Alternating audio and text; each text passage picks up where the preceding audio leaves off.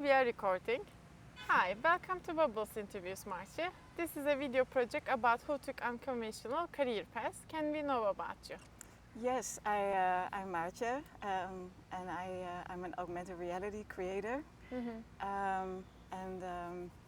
I have a shop. I'm selling only augmented reality related stuff. So basically, I'm making animations and music, and I sell it on a T-shirt. That's what it was. In Leeuwarden. In Leeuwarden. Now we are in Leeuwarden. Yes. Yay. Great. I have so many questions. Yeah, I understand. So the thing is, let's start with the education. Yes. What did you study? And then we come to Well, first way.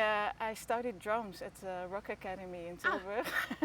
That doesn't make sense for what I'm doing now, maybe, but I was a drummer for a very long time, like 18 years professionally. How did you decide to study drum? Was there an inspiration you took the decision about this study? I was playing every day and playing in so many bands. I just wanted to become a drummer and make it my living.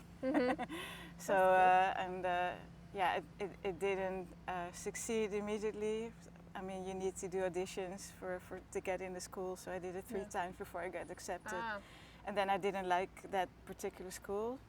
And then I quit, and then I found out there was a brand new school opening. Like next year there will be a new school in Tilburg, Rock Academy. I tried that, and then I got accepted and finished that one. So it took us some time to really get there. Was it fun to studying about drumming? That was amazing. Okay, yeah, I loved it. Do you still play? Nope. Okay, great. I really changed my life. Yeah. Yes. How did you start with experimenting with AR? Then, like, Oh, was there some phase there's something in between. Yes. What happened? Yeah. Tell me well, everything. the COVID pandemic happened. Oh no, just a little before. I thought I'm not so creative as a drummer. You're playing in bands and you're very dependent on what music the bands are playing, and it became more like a job instead of having fun making music. I mean, it was fun, but not. I wasn't doing my own thing I don't anymore. know much about drumming. Like, do you need other people to play drums? Can you just play drums by yourself? If you want to make a living out of it, the best way to do it is play in bands. Okay. Yeah, of course there are examples of drummers that play on their own, but in my opinion it's fun for a while, but at some point you need other people all the time. And then try to make a living out of it. The music that I like to make myself is not the most, I don't know, commercial, you know. It's a bit more experimental, and immediately that makes everything more difficult to make a living out of it.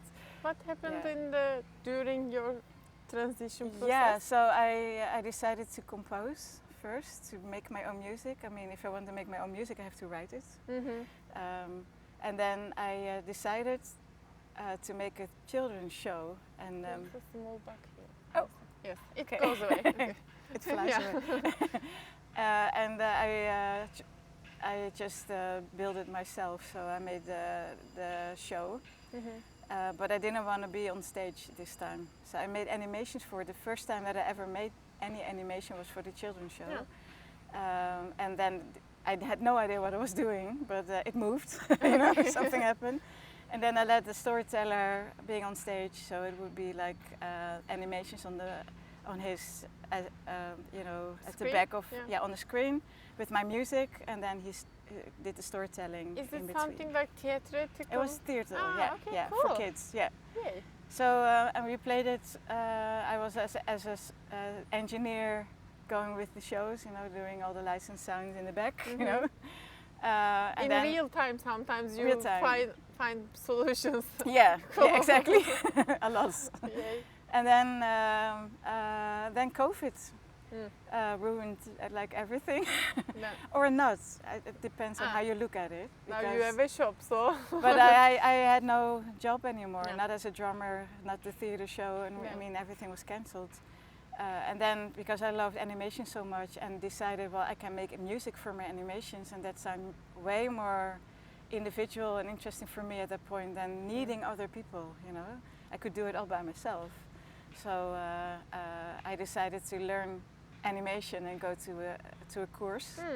So I had lessons for 6 months. Drawings or when you say animation? Mostly 3D. Okay. Yeah, that's what I like the most. I mean, I got taught everything, but I liked 3D the most. That was like a hallelujah moment when I discovered that. Like, oh, because I'm not good in drawing.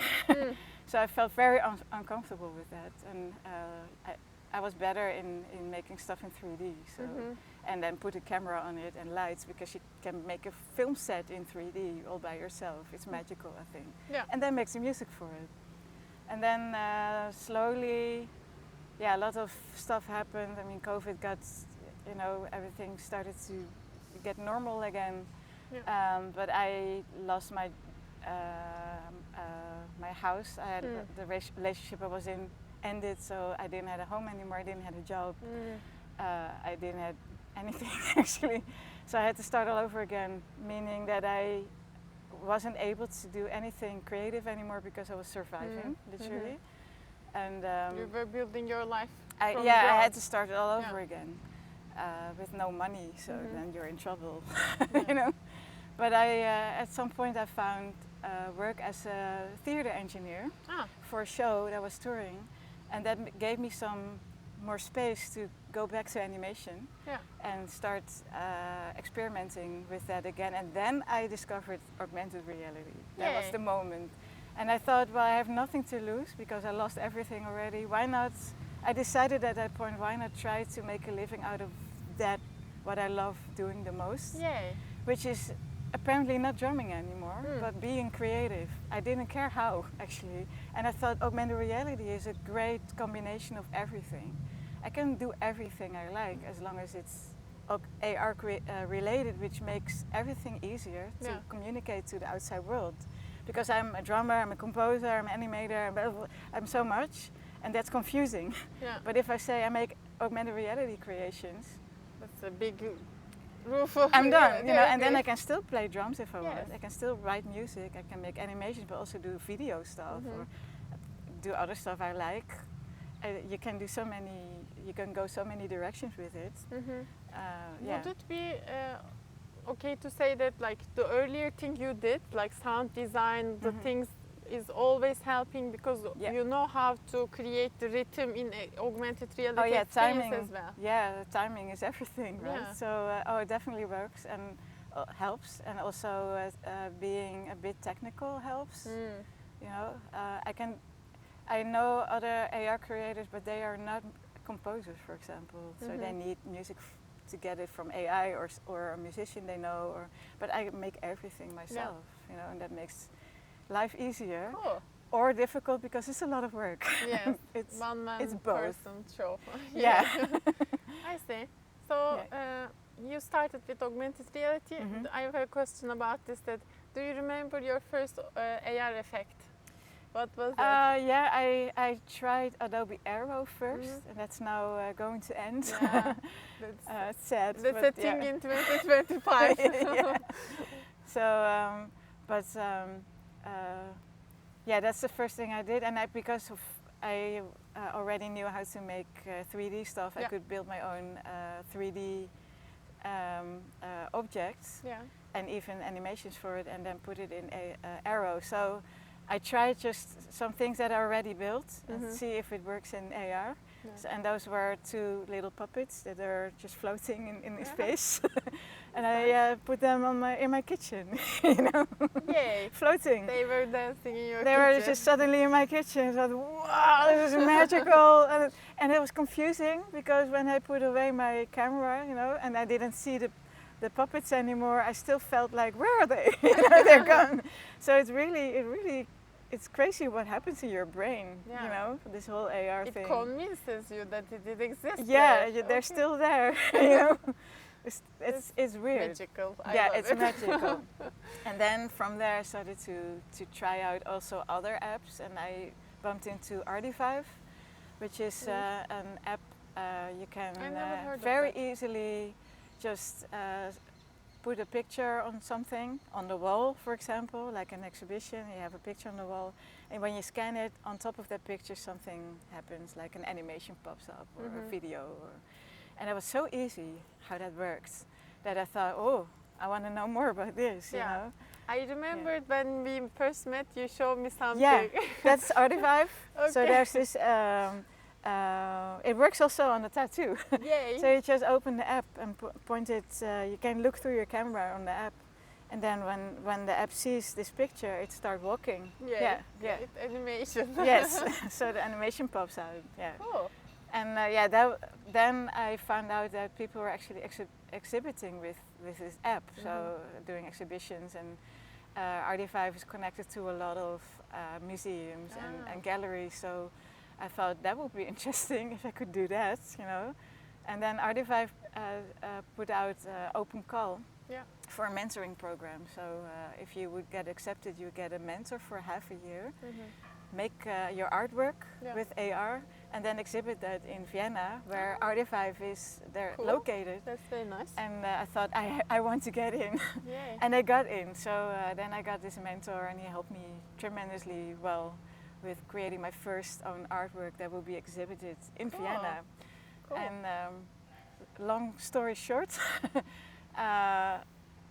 through RD5 I met other artists, and some people started to ask if we could collaborate. So they were artists and asked me, can you make an animation for me for my exhibition? So things went fast from that point, you know. Really so it wasn't just my own exhibition and my own art, but also collaborations a lot, but still doing my own thing, which is always, you know, if you compare that with being a drummer in I don't know what band, now I feel more free to do what I want and still collaborate and still working together with people. Do you collaborate with people, for example, not in your discipline? How was the process? It's interesting. So the first collaboration was with Leanne Lander. She's a photographer, an artist from Columbus, Ohio, and she found me through RD5, which is cool. And she had her first solo exhibition, so she said, well, pick a picture that I made and surprise me. You know? So we ended up, I made an animation inspired by her picture, and that got up in her exhibition on her opening, and that was an amazing collaboration. And it was scary a little bit because I thought, I hope she's gonna like what I'm gonna make. And I see. I wasn't sure how they would work, but it went really well. It was nice. Yeah. Cool. That's really hopeful to hear about this. So the thing is, maybe we come towards today. How did your shop happen? What happened in between? Why did you start a shop? Well, I was exhibiting in several places now. Also, my own artwork went to Vienna first, and then New York, and then Toronto, and then Hong Kong. So it went. You're an AR artist. Yeah, suddenly. And that was crazy, of course, and doing all this collaboration. So it went really well. And then I met Ferdinand van der Horst, who is a 3D artist, and I just met him for 5 minutes in the Doelen in Rotterdam, the tech event that was taking place for a couple of days, and all the tech people, AR, VR people come together. You know. After a few events, you know all each other. Yes, it's a small world, so it's great. That's. It's not how we met, but almost similar kind of place. Exact connecting. Yeah. And you know Ferdinand as well because he was there as well. Yeah, so great. You met. That's really good. Yeah. And we spoke only 5 minutes at that event, and then he called me like, well, I can start an exhibition in Rotterdam, but I just saw the place and it's so big. I need someone else to help me to do this together. So would you like to exhibit together with me? Said, sure. Natuurlijk. Let me think about it. So we decided to do this together, and that in the end we had an exhibition for I think 7 months in total in Rotterdam. But at first it would be only 2 months, and it got extended the whole time. So at that point, there was attention and people apparently, were curious. Apparently the one that would be after us cancelled it, and then they didn't find someone in time. So we got just extended. Hello. So what is that? Oh, a dog. I like dogs. Sorry, hi. Doesn't matter. For 7 months. But in the end, I think it was 7 months. But because it got extended the whole time, we started to think we have to make new stuff and just add it to our exhibition. Okay. I mean, why not? It was our own feast, so we could do what we wanted. So, so at some point, I thought, why not put one of my pictures with animation hidden on a T-shirt? Yeah.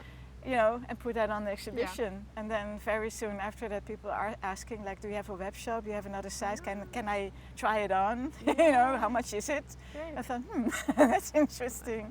So I thought I need a physical shop. Yeah. I need a place that I can do this. I mean, apparently people are interested in that. And actually very soon after that, I found out about the place that I'm in now. This old prison building in Leeuwarden, and they have these small cells, of course. And there are all little shops in it now. Ah, so cool. I just sent them a mail, like, if there's a cell available at some point, let me know.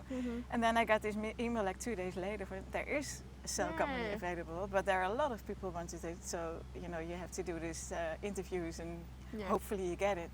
But of course, I was lucky because I did something that no one else did. Super unique, yeah. Yeah, so that's why I have it, I think. Right.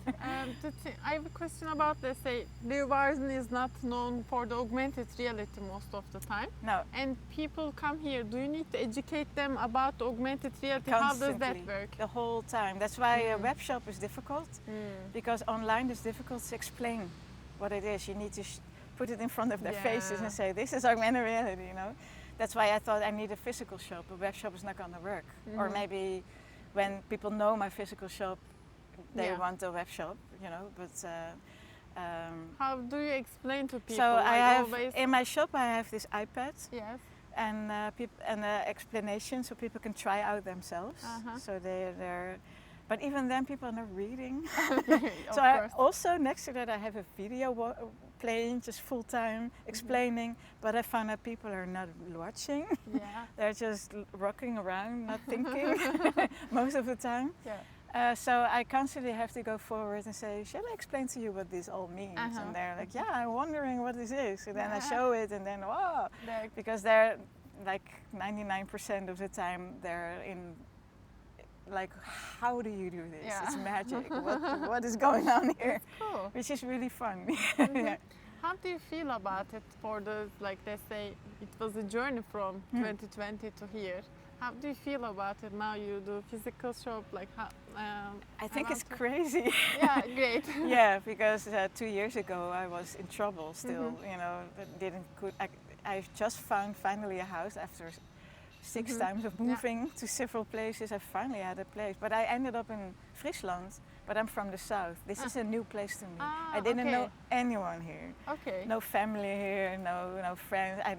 You know, everyone was far away. Fresh start. Fresh start, literally. Yeah. So, but I was amazed about how kind everyone is here. My neighbors are the best. Yeah.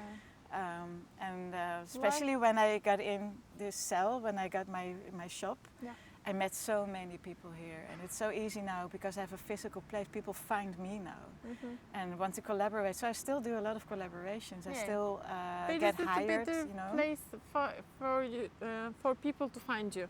Okay. Yeah, because it's on the website or LinkedIn or Instagram. Yeah, you can find me on my website, of course, but also there's a link in my Instagram page. There must be a LinkedIn. I always forget LinkedIn. I have a LinkedIn page and I use it, but I always forget, like, yeah. But it must be there as well. It's easy to find me. But I think Instagram is the best place. Also with all the examples. Yeah. I'm working on a new website. I hire someone now that actually making the web shop now, finally. Okay, great. Officially there's one up and running, but it's just the clothing. But I want everything. I also have like books and refrigerator magnets and keychains and small stuff as well, not just clothing. So I want everything on the web shop. So it's not there yet. Yeah. I see. I have a few last questions. Yes. So the thing is, a short one is that, what are you learning right now in summer 2025? You figured out a few things, and then now. I expect you don't stop learning, but what is the thing you are learning in summer 2025? Right now I'm learning to make a game. So I'm learning to develop. I'm not a full-time, code person. So I'm learning to code, and on 8th Wall, I'm now making my first game. Yay. It's not going as fast as I was hoping for, so it's frustrating. But I'm learning a lot. But because I would love to have a T-shirt with a game on it instead of just watching something, you can interact. So that's a new progress, I think, to just make it interactive instead of only watching. What I learned as well is to sell, to talk to people, to interact. So, I'm not in my house like making my animations. I'm out there and meeting people all day long. Yeah. And I learned a lot about that, like how do you do this and what is working, what is not working. I try not to sell in a way that it's annoying, go away, I get it. But Some make it people an experience for people, Yeah. Sometimes you just meet people in shop and then, I want to see that this happening for many long years and then I want to buy it immediately. Some people just like, I just want to leave the shop, and then it's totally two different spaces. Yeah. Well, the funny thing is that I didn't know what type of customers I would have. And this is an old prison building. I'm across my shop. There's a museum. Yeah. So a lot of old people come there. Okay. And I expected that they would not buy at my shop, but they're the best customers. Because they have grandchildren. And they want to have a hip, cool, super modern present for their grandchildren. And then they go to me. So I didn't expect that. That is for all ages. Everyone is interested in this. That's a good insight. That's an insight. I didn't, and they never saw this before. So for them, they don't have Snapchat, so it's really new to them. So their reactions are the coolest. They're like, what? Great. The following question is related to that. What are you building for your future self? We talked about the gamification, but where this ship is going? Well, next to me, there's a cell going to. There's a change. So there's a new person coming next to me, and he's good in. Video projection stuff, and we're not doing the same thing, but I think we're doing similar things, both technology, both new. So we're planning to work more closely together, maybe start a studio at some point. So we will extend, the shop will be bigger at some point. That's really nice. Yeah. And my last question, a small surprise.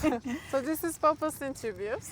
Please take one bubble to think about your answer. Well, it will be the blue one. Okay. Great. So these are fun. Yay. Yes, sometimes it's fun to keep playing. Yeah, it is. So my last question. It's not working, but today is the window this side. Yeah, the wind is the wrong direction maybe. Maybe white ones are better today. Maybe, doesn't matter. Okay. I'm fine. Okay. Maybe the wind will do it. No. There we go. It works. So do you remember when you were a child, people ask, what do you want to be when you grow up? Did you have an answer? What was I had too many answers. Okay, good. I think the first one was becoming a cartoon artist. Funny. Then I was drawing all day, but I lost my touch, I think, in drawing. But first I wanted to make cartoons, which is funny, right? Yeah, great. And then I wanted to become a choreographer because I was dancing. Like I did that for 11 years, really, really fanatically. So first I wanted to go to dance academy and become a choreographer, creating, for groups and making dance choreographies. And then I found out that that world wasn't really nice. People were very arrogant and looking like I hated it. And then at the same time I found out about drumming, and the people I met in the music world were so much nicer. So when you're 15 years old, you're very I really felt like, I want nice people around me and not arrogant, stupid people. That's a good choice, I believe. So that's why I chose music in the first place. And then I got apparently good at it and wanted to make a living out of it. Yeah. But I think the composing thing or creating my own thing, thinking back of cartoon making and choreography, it makes sense more now that I wanted that than being a drummer doesn't make sense anymore to me, because then you're dependent, and I want to create my own stuff. So thinking back, I was clever as a kid and I lost it somewhere. Great. Now you're back on track. And now I'm back on track. And it's not that I don't like drumming anymore. No. I love it, but just not in a band situation anymore. I will probably go back at some point, but maybe with video projection or something weird, or I will not doing the band stuff anymore in the traditional it's with sense. you still. Yes, it's still there. Yeah, of course. Thank you so much for sharing your journey with us. Thank you. Fijne dag. Doei. Doei.